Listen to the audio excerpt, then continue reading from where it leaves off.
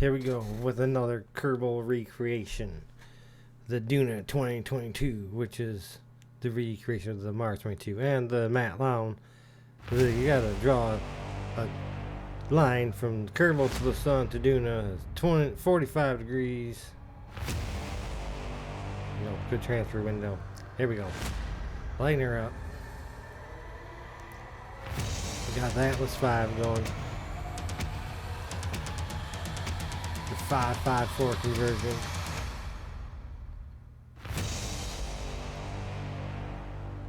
Which is a 4 boosters. No, it's a 514 conversion, right? Or 415? 4 boosters, 1 engine on the Centaur, and a 5 meter fairing. So however they can, 541 I believe it is. 5 meter fairing, 4 boosters, 1 Centaur engine. But here we are on payload fairing separation nominal.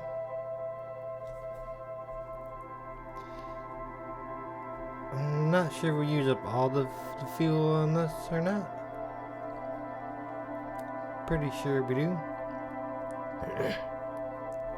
In our common core stage here.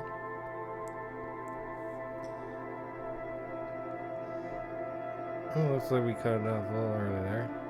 Switch to this camera and separation. Kind of just barely seen the little boosters, the little separatrons firing off, pulling it away. And we deploy our solar panels. So now we're gonna kind of double configure use our Centaur upper stage transfer. Whatever, we threw the polar scanner on it and a relay dish, and we're gonna, when we get to Duna, we're gonna stick that in a polar orbit so we can get a little better relay, and then we get the scanner for ore.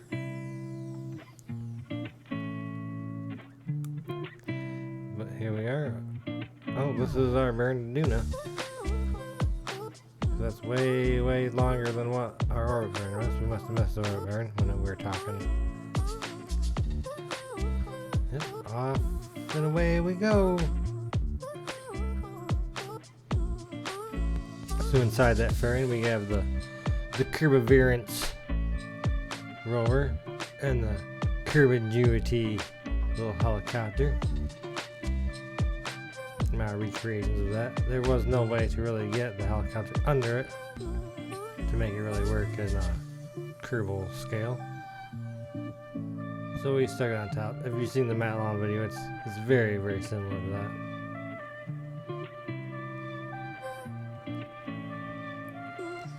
And we're heading out to our mid-course correction burn. Oh. No, we're in the influence of Duna. We're already there. Here we go. We're coming in for our orbit. Oh, and look at that. We're in an eclipse. An Ike eclipse. How nice is that? Orbital burn insertion.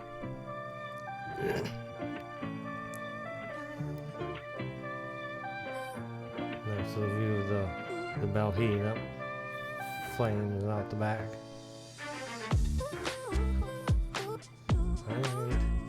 We are there. We have an orbit. And now we'll couple that, watch it float away nicely. And then we'll send that stage into the polar orbit like we were saying.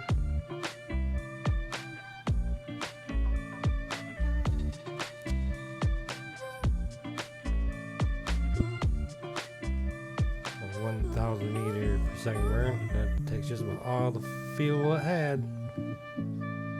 220 left in case it ever needs to make any kind of other little maneuver. So there's our toggle for the ore. And now we have a relay going polar, and then we have this little stage here which is also a relay, so we can have an equatorial relay and a polar relay to try to keep good signal to our rover as much as possible.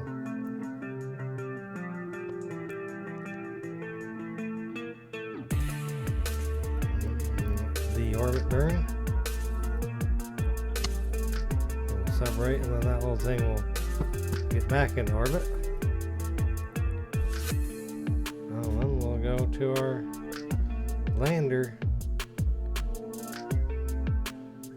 with our rover inside of it.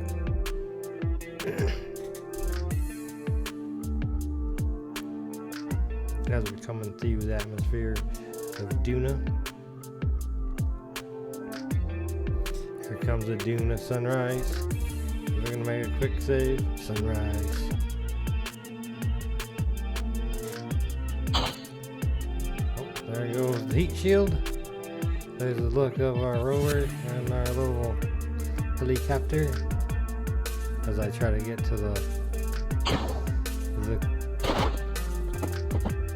probe core. That's what I was trying to say. To the probe so it could be straight here. And the drogue chutes as the regular chutes deploy.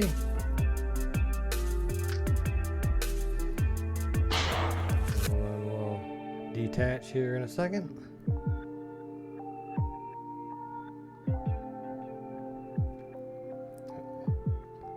Another quick save for 1,500 feet, just in case.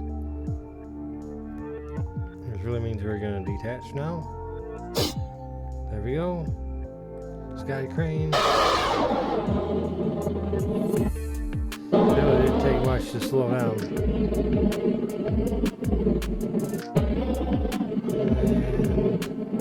And we're out of fuel though. Just in time to make it land. The little sky crane's supposed to go flying away, but it didn't. And there's our little Kerbaverance and Kerbinguity. Oh, and there's the heat shield capsule fairing. That's the fairing, and the chutes come crashing down. And then we're gonna go for a little drive here. And what is that? We have found something to scan with our scanner and get some samples. Then we'll do some other little sciences. We'll deploy our little Kerbinguity helicopter here. Get it spun up. Turn up the RPMs. And we can get flight on Duna. It's very nice. It takes some good little snapshots with its camera, looking down on everything. Unfortunately, I'm not a very good pilot, and this is the first time I've ever tried anything like this. And crash. But we did prove we can have powered flight on Duna. The Kerbals are very excited about that. And then we do some earlier scans. We observe the goo from Duna's low lanes. Well, it must have already done that. Zero science. Temperature scan. The atmosphere. It appears there's a large concentration of isotopes in the atmosphere, more than Kerbin. Size it. Calibrate the sweep with local gravity.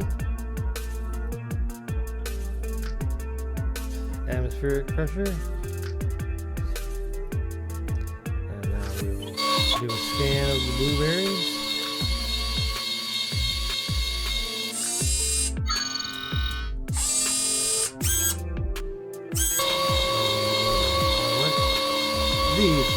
How these are formed is still a mystery to scientists back in Kerbal. They do have any relationship with the particle domes on Eve, or the pancake domes on Eve, or is it just the galactic astronomical mystery we have yet to solve? Who knows where we may find an elusive syrup sample. That's kind of neat. Duna blueberries. And there's apparently pancakes on Eve, pancake domes. We might have to go look for pancake domes on Eve someday. In fact, in the works, I'm trying to do the proverbial end boss of laying on Eve and taking off and returning to Kerbal. Extremely difficult. Now we're going to head off and try to find something else to scan. Our satellites have shown that there is a meteorite sample over here somewhere.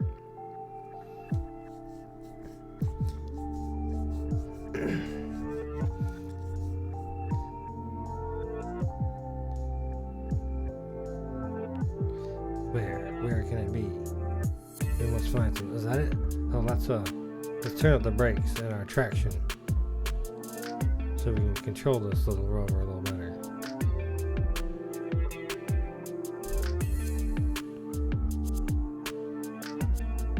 Come over this hill.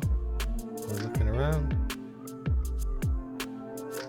The Kerbals back on Kerbin. They're looking at the satellite registry. They say it should be right up ahead of here, they thought.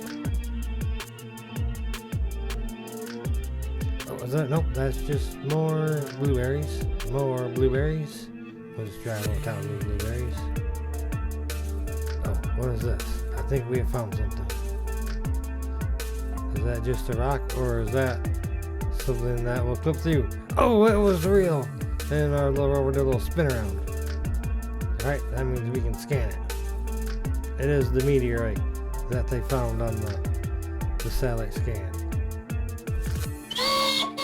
Oh, we're moving. First I thought we were too close, so we went down. But up here in the corner it says vessel is moving. So then I'll back up because I thought it was too close. And it's still, as you see, we're sliding down. Like, oh, it didn't go through. Containment inoperable. That's talking about the mystery goo there. We try it again. And this time I see vessel moving. Aborted the scan. Like, oh, we gotta lock up the brakes or something. And this time, our scanner works. And we get a nice scan of a meteorite. The Duna meteorite scan. Duna scenario does little to stop these meteorites from crashing into it and scattering all over its surface. But we did come to Duna to study the planet itself. Why not sample the competition? Oh, another celestial body as well. We'll come back with a better scanner for more science. Ooh.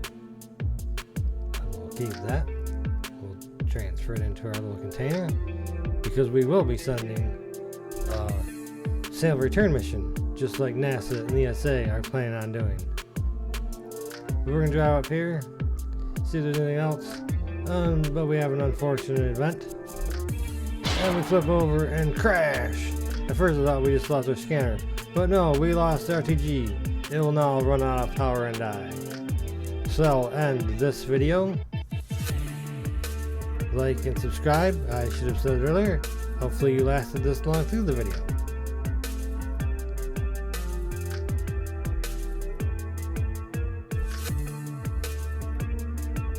See you in the next one. Goodbye.